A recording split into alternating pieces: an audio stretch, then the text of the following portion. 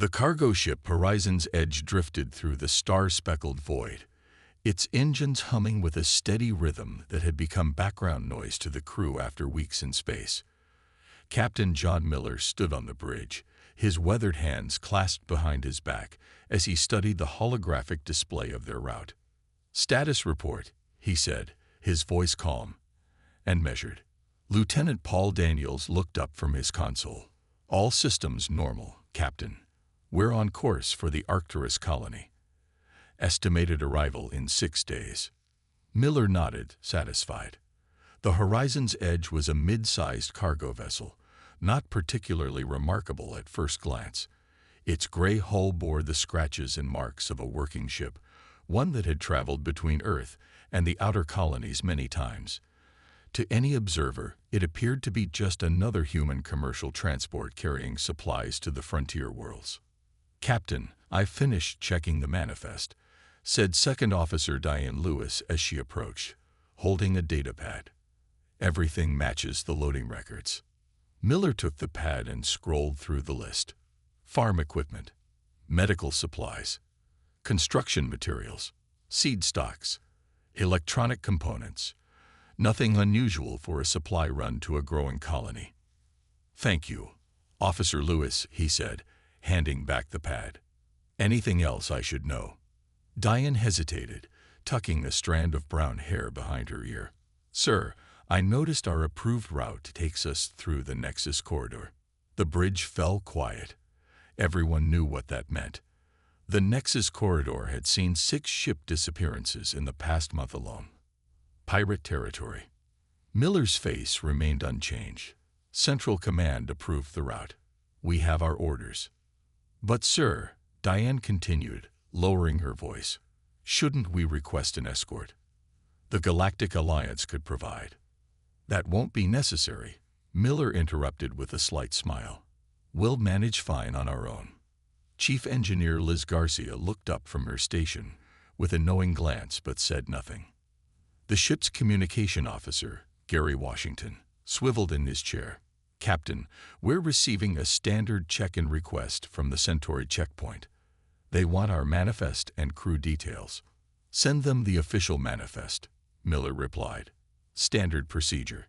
"Yes, sir," Washington said, his fingers dancing across the glowing interface.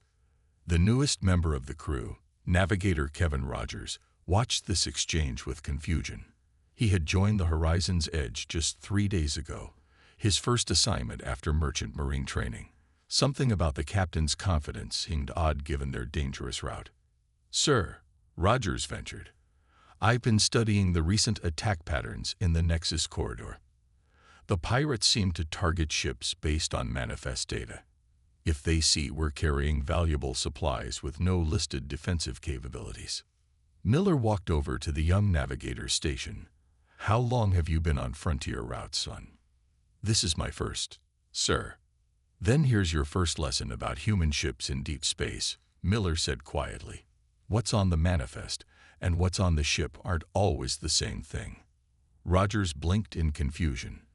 "But isn't that against Galactic Alliance regulations? All armaments are supposed to be registered and listed." Miller chuckled. "We don't list armaments because, officially, cargo ships don't have them. It's called regulatory compliance through strategic omission." The captain straightened up and addressed the bridge crew. "We'll be entering the Nexus corridor in 20 hours. I want all systems checked and ready. Run a full diagnostic on the environmental control systems." Several crew members exchanged knowing looks. In the ship's mess hall later that day, Rogers sat with Dr. Amanda Kelly, picking at his food. "Something on your mind, kid?" she asked. "The captain. I think he's hiding something about the ship." Amanda smiled. "Humans are newcomers to the galactic community. Most species evolved on safer worlds than Earth. They call us Deathworlders behind our backs." "I know the history," Rogers said. "But what does that have to do with our manifest?" "Everything," Amanda replied. "Other species separate tools from weapons. We never had that luxury on Earth." She tapped her fork against her plate. "The Horizon's Edge is a cargo ship, yes, but it's a human cargo ship. She stood up, patting his shoulder. Get some rest. When we reach the Nexus corridor, you'll understand why the captain isn't worried about pirates. As Rogers lay in his bunk that night, he couldn't help but wonder what secrets the ordinary-looking cargo ship was hiding behind its unassuming hull. Far from the horizon's edge, on the dark side of an unnamed moon, a very different ship waited. The Black Claw was not designed for commerce or exploration. Its jagged hull absorbed rather than reflected light, making it nearly invisible against the void of space. Inside the command center, Fleet Commander Vexhorn of the Krozak Marauders studied a holographic display. Vexhorn stood 7 feet tall, his scaled body covered in natural armor plates. His species had evolved on a lush world where they were the apex predators. The 4-fingered hand that tapped against the display ended in sharp claws that could tear through metal. The human vessel approaches, Commander, said Scar, his lieutenant. Smaller than Vexhorn, but no less dangerous, Scar handled the technical aspects of their raids. Show me the data, Vexhorn ordered, his voice a low hiss. The hologram shifted to display information about the horizon's edge, speed, trajectory, cargo manifest, and crew complement, all stolen from Galactic Alliance databases by their informants. 42 crew members, all human, Scar noted. Cargo includes agricultural equipment, medical supplies, and electronic components. Value estimated at 6 million credits. Vexhorn's mouth twisted into what passed for a smile among his kind. Any defensive capabilities listed? None, Scar replied. Standard for human cargo vessels. They rely on Galactic Alliance patrols rather than defending themselves. This news pleased Vexhorn. The Krozak Marauders had successfully raided 3 ships in the past cycle, but they had yet to capture a human vessel. Humans were newcomers to the galactic community, having been discovered only 20 years ago. Their world, Earth, was classified as a death world, a planet with such harsh conditions that its inhabitants were naturally stronger and more durable than most species. I have heard stories about these humans, said Zith, the boarding captain. They say they can survive injuries that would kill others, that their bones are denser, their muscles stronger.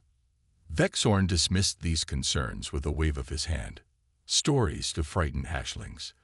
Even if their bodies are strong, their ships are weak. No weapons, no advanced shields.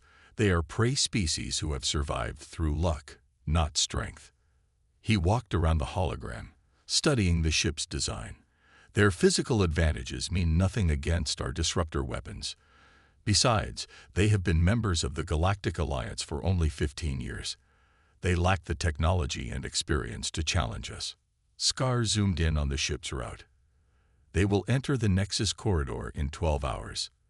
The best interception point would be near the Cygnus waypoint, where the sensor buoys have been disabled. Prepare 3 attack ships, Vexhorn ordered. I want this done quickly. Disable their engines first, then their communications. Once they are helpless, we board. The pirates moved with practiced efficiency. This was not their first raid, and they had developed tactics that worked well against the merchants and transporters that passed through this region of space. Commander, Zith said, checking his weapons. What if they resist? Vexhorn laughed, a chilling sound that echoed through the command center. Let them. It will make the victory sweeter. But remember, I want prisoners. The Alliance pays well for human hostages.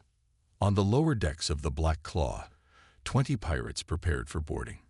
They checked their disruptor rifles and magnetic restraints. Some added knives or shock batons to their belts. All wore light armor that would stop most civilian weapons. Remember, Zith told his boarding team, humans look similar to Tyrellians but lack telepathic abilities. They communicate only through sound and primitive body signals. They are simple creatures. One of the younger pirates looked nervous, but they are Deathworlders. My clutch brother served on a trading vessel that visited Earth. He said their world is a nightmare of storms and predators, which is why they fled to the stars, Zith replied. They are refugees from a harsh world, nothing more. Now they hide behind Alliance laws and regulations. Back on the command deck, Vexhorn watched as the 3 attack ships detached from the Black Claw. Each was fast and well-armed, designed specifically for piracy. Together, they could overwhelm most merchant vessels in minutes. "Set course for the Cygnus waypoint," Vexhorn ordered. "We will show these humans how the Void treats newcomers." As the attack ships accelerated toward their ambush position, Vexhorn imagined the fame this raid would bring. The first Krozak captain to successfully capture a human vessel, the stories would spread across the pirate networks, elevating his status and bringing new recruits to his banner.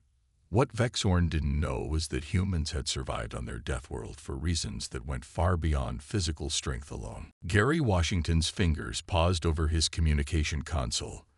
The unexpected blip on his long-range scanner had appeared, vanished, then appeared again. 3 small vessels, moving fast, on an intercept course with the horizon's edge. "Captain," he called out, keeping his voice steady. "We have company." Captain Miller walked over, leaning close to study the scanner. "Identification?" "None, sir. They're running without transponders."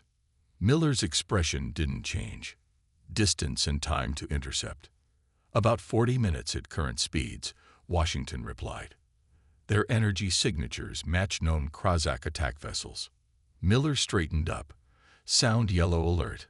I want all crew at battle stations in 5 minutes." The bridge crew moved with practiced efficiency, but Navigator Rogers stared in confusion. "Battle stations? On a cargo ship?" No one answered him as emergency lights began to pulse yellow throughout the ship. Miller took his seat in the command chair and opened the ship-wide communication channel. "Attention all crew. This is Captain Miller. We have multiple unidentified vessels approaching on an intercept course. All departments report readiness." "This is not a drill." "Repeat, this is not a drill." Chief Engineer Liz Garcia was already moving before the announcement finished. "All right, people, you heard the captain.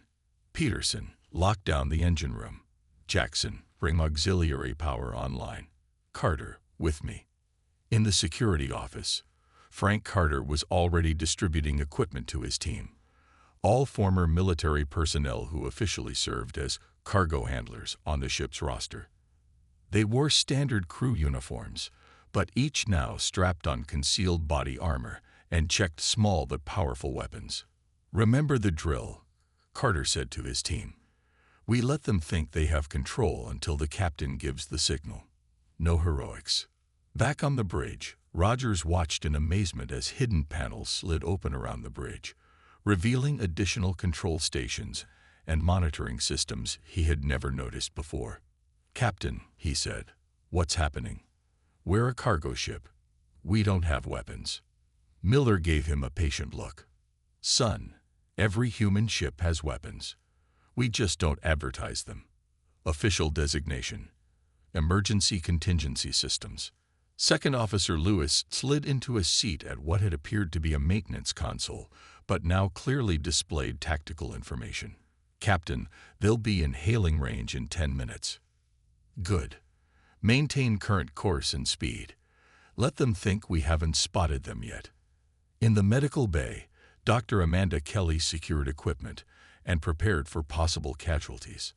Unlike the sterile, minimalist medical facilities on most cargo ships, her bay resembled a military field hospital with advanced trauma equipment and multiple surgical stations. Throughout the ship, behind walls and panels marked with innocent maintenance designations, systems were coming online. Power diverted from secondary systems to hidden capacitors. Targeting computers ran quiet diagnostics. Shield generators warmed up without emitting detectable energy signatures. On the pirate vessels, Commander Vexhorn watched the human ship continue its steady course. They show no signs of alarm. Their shields are down, weapons systems inactive. "Of course," Scar replied. "Their scanners are commercial grade. They probably haven't even detected us yet." When the pirates were within hailing distance, Vexhorn nodded to his communications officer. "Open a channel." The face of Captain Miller appeared on the screen, looking appropriately startled. "This is Captain John Miller of the Earth Merchant Marine Vessel, Horizon's Edge.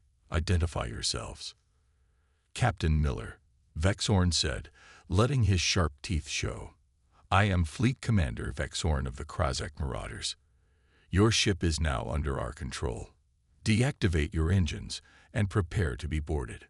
Miller appeared to hesitate, fear crossing his face. "We're an unarmed cargo vessel. We pose no threat." "Precisely," Vexhorn hissed.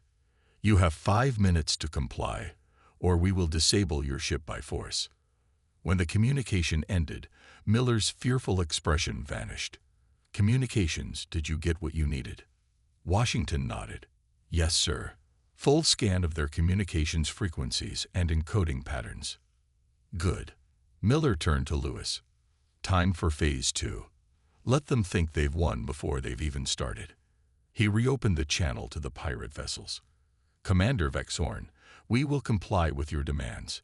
We request 30 minutes to power down our systems safely and prepare our crew for boarding."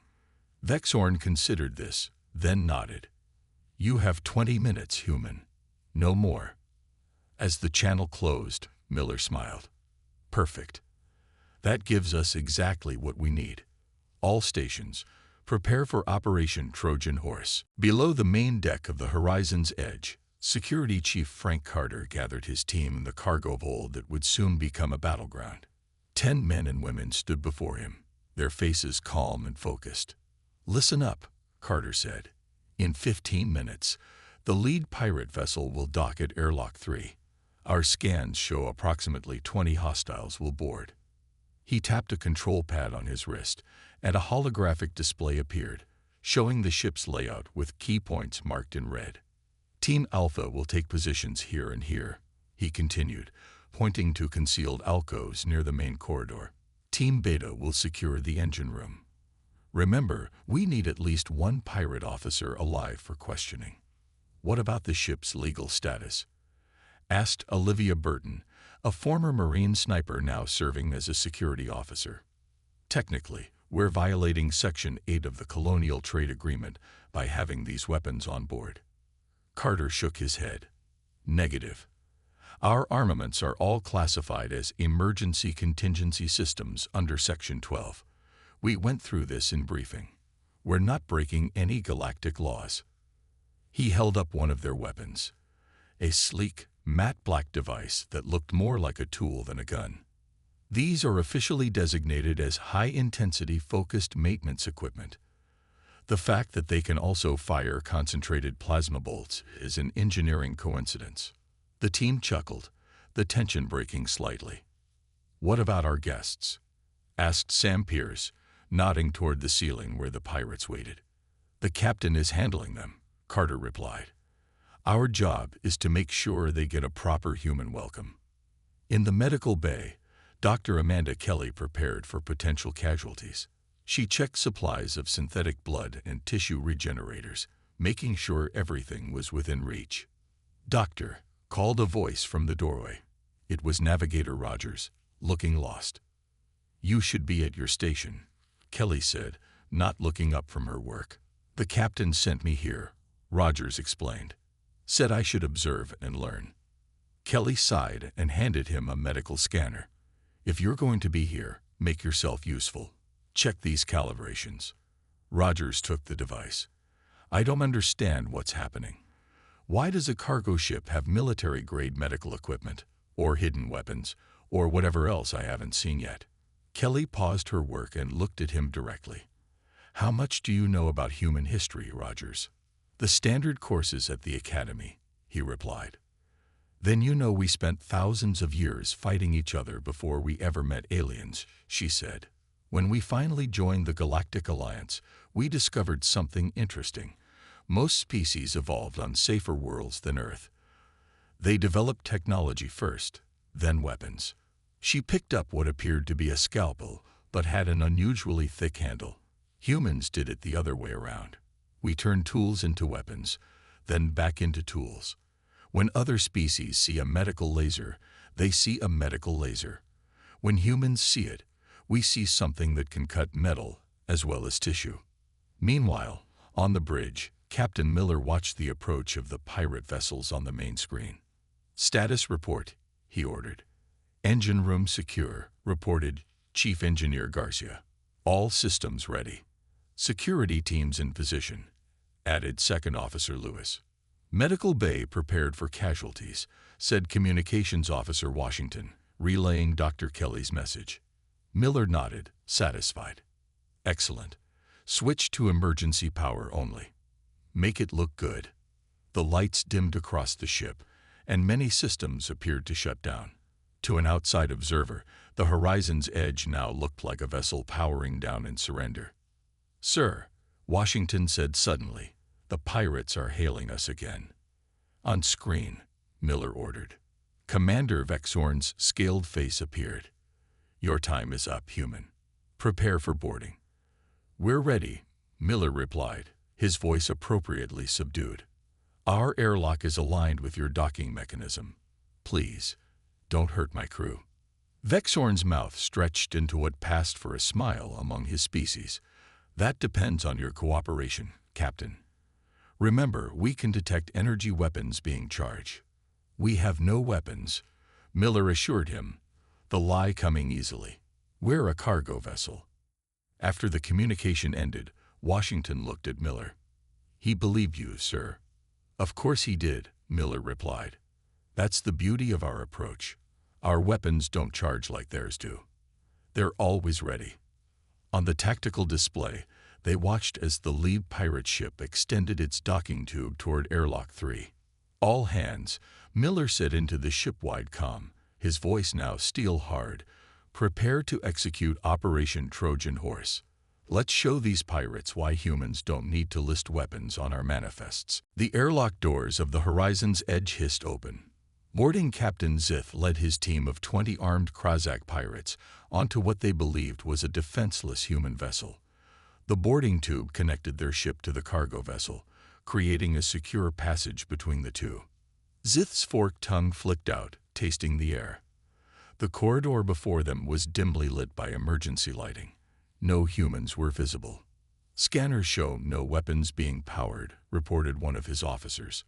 "Life signs indicate the humans are gathered in their central command room and crew quarters." Zith made a hissing sound of satisfaction. "As expected, humans are cowards. They're hiding." He raised his disruptor rifle. "Team 1, secure the bridge.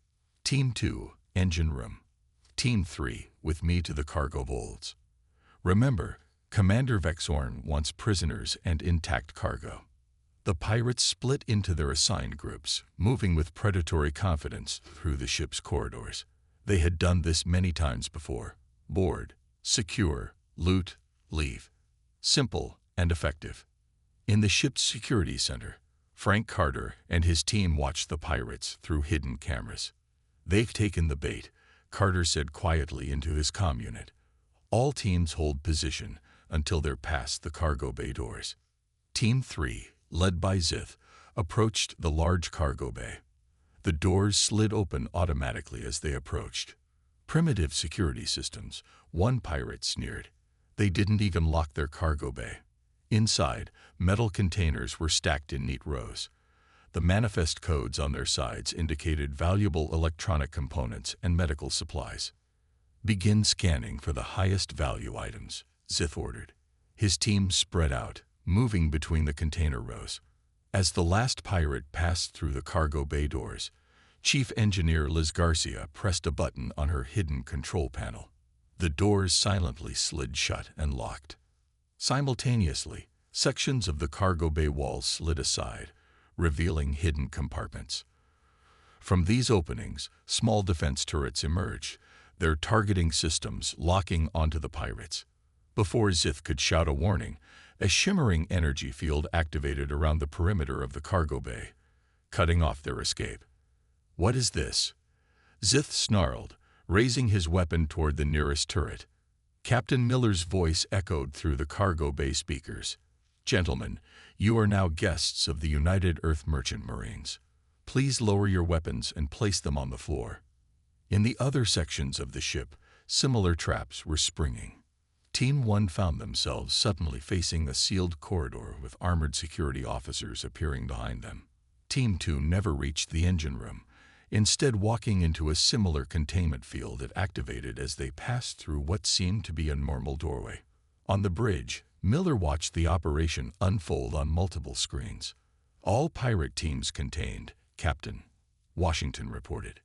Any casualties? Miller asked. None so far. They seemed too shocked to resist. Miller nodded and opened a channel to the cargo bay. Captain Zith, I assume. Your boarding parties have all been secured. Your options at this point are limited. In the cargo bay, Zith's scales darkened with rage. This is impossible. You're an unarmed cargo vessel. I never said we were unarmed, Miller replied calmly. I said we have no weapons listed on our manifest. There's a difference. Zith fired his disruptor at one of the turrets. The energy blast dissipated harmlessly against a localized shield. I wouldn't recommend that, Miller continued. Those defense turrets are programmed for non-lethal response first, but they will escalate if threatened. As if to demonstrate, one turret fired a pulse that struck the floor near Zith's feet, leaving a scorched mark on the metal. The next one won't miss, Miller warned. In the medical bay, Rogers watched the confrontation on a screen with Dr. Kelly. Those turrets, he said in amazement. They weren't there before. Kelly smiled. Officially, they're listed as atmospheric regulation modules in the ship's blueprint. Their primary function is to help manage air quality in the cargo bay. And unofficially, they're very good at regulating the atmosphere by removing threats from it. On the bridge, Miller opened a channel to the pirate ships still waiting outside. Commander Vexhorn, he said, his voice now completely devoid of fear or subservience. Your boarding party has been contained. I suggest we discuss terms for their safe return. Commander Vexhorn stared at the human captain on his view screen in disbelief. The situation had reversed so quickly that he was struggling to process it. This is some kind of trick, Vexhorn hissed. My boarding teams are elite warriors. See for yourself, Miller replied, splitting the screen to show the captured pirates in the cargo bay, surrounded by defense turrets and contained by energy fields. Vexhorn's yellow eyes narrowed. How is this possible? Our scans showed no weapon systems on your vessel. Perhaps I should explain something about humans and our ships, Miller said, leaning forward slightly. We don't list armaments because, technically, cargo ships aren't supposed to have them. But given our evolutionary background, we find it prudent to be prepared. You deceived us. This violates Galactic Alliance protocols. Miller shook his head. Not at all. We simply classified our defensive systems differently. What you call weapons, we call emergency contingency systems. It's all in the paperwork. In the cargo bay, Security Chief Carter approached the contained pirates with 4 of his team members. All wore what appeared to be standard crew uniforms, but now had added lightweight armor panels and carried the same maintenance equipment that could fire concentrated plasma bolts. Captain Zith, Carter said calmly, we're going to disarm you and your team now. Please cooperate, and no one needs to get hurt. Zith snarled, revealing rows of sharp teeth. You think you've won, human. Our ships will destroy you. I wouldn't recommend that course of action, Carter replied. He nodded to one of his team who pressed a control pad on her wrist. Around them, sections of the cargo containers opened to reveal missile launchers and energy weapons, all pointed at the pirate ship still docked to their airlock. If your commander fires on us, the first thing we'll target is your ship, Carter explained. You'd be caught in the crossfire. On the bridge, Miller continued his conversation with Vexhorn. Let me be clear about your situation, Miller said. Your boarding party is contained. We have enough firepower to disable your vessels before you could cause significant damage to us. I suggest we find a peaceful resolution. You're bluffing, Vexhorn snarled. A cargo ship cannot have that kind of firepower. Miller smiled. Would you like a demonstration? He nodded to Tactical Officer Lewis, who pressed a sequence of controls. Outside the ship, what had appeared to be a standard communications array on the hull of the Horizon's Edge rotated smoothly, revealing a concealed energy cannon. It powered up with a blue glow and fired a precise shot that passed within meters of the lead pirate vessel, close enough to be detected by their sensors, but far enough to be clearly deliberate. "That was 1/10 power," Miller said calmly. "The next shot won't miss." Vexhorn's scales darkened with rage, but there was new caution in his eyes. In the medical bay, one of the pirates who had resisted capture was being treated by Dr. Kelly. Despite his attempt to fight back, the security team had used non-lethal methods to subdue him. "Why are you helping me?" the pirate asked suspiciously as Kelly sealed a cut on his arm with a medical tool. "Because that's what humans do," she replied simply. "We prepare for the worst but hope for the best." Navigator Rogers watched from nearby, still trying to process everything he had seen. "How many of these hidden systems does the ship have?" Kelly smiled. "Enough. Human ships are like humans themselves. We appear less dangerous than we are, until we need to be dangerous." On the bridge, Vexhorn was considering his options. "What are your terms, human?" he finally asked. "First, you will withdraw your ships to a distance of 5,000 kilometers, Miller replied. "Then we will discuss the release of your boarding party." "And if I refuse?" Miller's expression hardened. "Then you'll learn something else about humans that isn't in any Galactic Alliance database. We don't start fights, but we do finish them." Vexhorn hesitated, his pride warring with his survival instinct. Finally, he gave a curt nod. "Pull back to 5,000 kilometers, he ordered his helmsman. "But know this, human, this isn't over." "On that," Miller agreed, "we can both agree." With the pirate ships now keeping their distance, Captain Miller turned his attention to the captured boarding party. Security Chief Carter had moved the pirates to a secure holding area that, according to the ship's official design, was designated as supplementary storage. "Have they said anything useful?" Miller asked as he entered the holding area. Carter nodded. "Captain Zith is surprisingly talkative when he thinks his crew might be in danger." Miller approached the force field that separated them from the pirate captain. Zith sat on a bench, his scaled skin reflecting the blue light of the containment field. "Captain Zith," Miller began, "I have some questions about your operation." "I will tell you nothing, human," Zith hissed. "Let me be clear," Miller said calmly. "You attacked my ship. Under Galactic Alliance law, that's an act of piracy punishable by 20 years on a prison asteroid. However, I'm willing to discuss alternatives." Zith's eyes narrowed. "What alternatives?" "Information," Miller replied, "starting with how you knew our exact route and cargo manifest." For a moment, Zith remained silent. Then his mouth twisted into what might have been a smile. "You already know the answer, or you wouldn't ask." Miller waited patiently. "Fine," Zith finally said. "We have sources in the Galactic Alliance Trade Commission. They provide shipping data for a price." "Names," Miller pressed. "Release my crew first," Zith demanded. Miller shook his head. "That's not how this works. Give me something valuable, and I'll consider releasing some of your people." In another part of the ship, Chief Engineer Garcia and Communications Officer Washington were examining the pirates' equipment. "Their communication encryption is more advanced than expected," Washington noted as he studied a pirate communication device. Garcia nodded. "Their ships too. I was able to access some of their systems through their boarding tube before they pulled back. Their engine technology shouldn't be available to non-alliance species. Someone's supplying them," Washington concluded.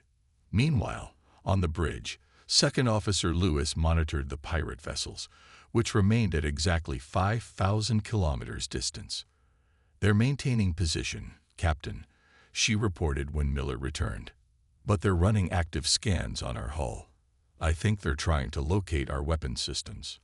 "Let them look," Miller replied. "They won't find much. Most of our systems are designed to appear as something else when inactive." Lewis hesitated before speaking again. "Sir, I'm also detecting encrypted communications between their ships and somewhere else. It's too far to track, but they're definitely calling for backup. Miller considered this information. Time estimate. Based on known Krazak allies in this sector, 3 hours minimum. That should be enough time, Miller said. He turned to Navigator Rogers, who had been allowed back on the bridge. What have you learned today, Navigator? Rogers straightened in his seat.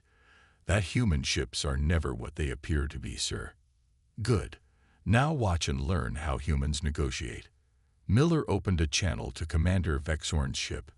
The reptilian pirate appeared on screen, his posture tense. Commander, I believe we can resolve this situation peacefully, Miller began. Your boarding party for information. Vexhorn's tongue flicked out. What information? Who's been selling you shipping data and supplying you with advanced technology? The pirate commander's scales darkened slightly, a sign of surprise. You want to trade your prisoners for mere information. You must think us fools. Not at all, Miller replied. Information is often more valuable than people, especially when those people attacked my ship. To demonstrate his seriousness, Miller nodded to Lewis, who activated another hidden weapons system. A section of the hull that appeared to be standard plating slid aside, revealing a missile launcher that immediately targeted the nearest pirate vessel. Perhaps a demonstration of our capabilities will help you decide, Miller said. He gave another signal, and a missile launched from the horizon's edge. It streaked toward the pirate vessels, but veered off at the last moment, detonating between them in a brilliant flash that temporarily disabled their sensors, but caused no actual damage. When the pirate ship's systems recovered, Vexhorn's expression had changed. You could have destroyed us, he said, his voice lower. Yes, Miller agreed simply. But that's not what humans do when we have better options. Now about that information. 3 hours later, the Horizon's Edge continued on its original course to the Arcturus colony, its hidden weapons once again concealed behind innocent-looking hull panels. The pirate vessels were gone, having departed with their Chassin boarding party after Commander Vexhorn provided Captain Miller with a data crystal containing names, dates, and coordinates. Central Command confirms receipt of our report, Communications Officer Washington announced on the bridge. They're dispatching 2 patrol ships to investigate the coordinates Vexhorn gave us. Miller nodded, satisfaction evident in his expression. Excellent. If his information is accurate, we may have just identified 3 corrupt officials in the Trade Commission who've been selling shipping data to pirate groups. Do you think he was telling the truth about his suppliers too? Asked Second Officer Lewis. We'll find out soon enough, Miller replied. If certain Galactic Alliance members are really providing advanced technology to pirate groups to target human ships, there will be serious diplomatic consequences.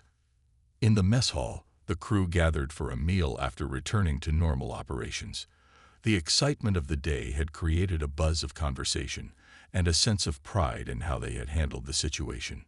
Navigator Rogers sat with Dr. Kelly and Chief Engineer Garcia, still processing everything he had witnessed. I still don't understand why we let them go, Rogers said. They attacked us. We could have turned them over to Alliance authorities. Garcia smiled and spent months in hearings explaining our undocumented defensive systems. No thanks. Besides, Kelly added, now every pirate in this sector will hear about what happened today. The story will spread. A human cargo ship that captured an entire boarding party and forced a pirate fleet to retreat. But we had to reveal our capabilities, Rogers pointed out. Some of them, Garcia corrected. Trust me, we didn't show everything. That's rule 1 of human space travel. Always keep something in reserve. On the other side of the mess hall, Security Chief Carter shared a drink with his team. Good work today, everyone. Clean operation. No casualties on either side. One of his officers, Sam Pierce, raised his cup. To human ingenuity. May our enemies always underestimate us. The security team laughed and clinked their cups together. Captain Miller entered the mess hall, and conversations quieted as he made his way to the center of the room. "I want to thank you all for your excellent performance today," he began. "This was exactly the kind of situation we trained for, and you handled it perfectly. The pirates have retreated, we've gained valuable intelligence, and most importantly, everyone on this ship is safe." There was a round of applause and a few cheers. "But our mission isn't over," Miller continued after the noise died down. "We still have supplies to deliver to the Arcturus colony. They're counting on us, so enjoy your meals, get some rest, and then it's back to being a normal, everyday cargo ship." This brought more laughter from the crew. Later, as the Horizon's Edge prepared to make its final jump to the Arcturus system, Rogers approached Miller on the bridge. "Captain, I have a question," the young navigator said. "Go ahead. Why do we do it this way? The hidden weapons, the classified systems, wouldn't it be simpler to just travel with official escorts or register as an armed merchant vessel?" Miller considered the question carefully before answering.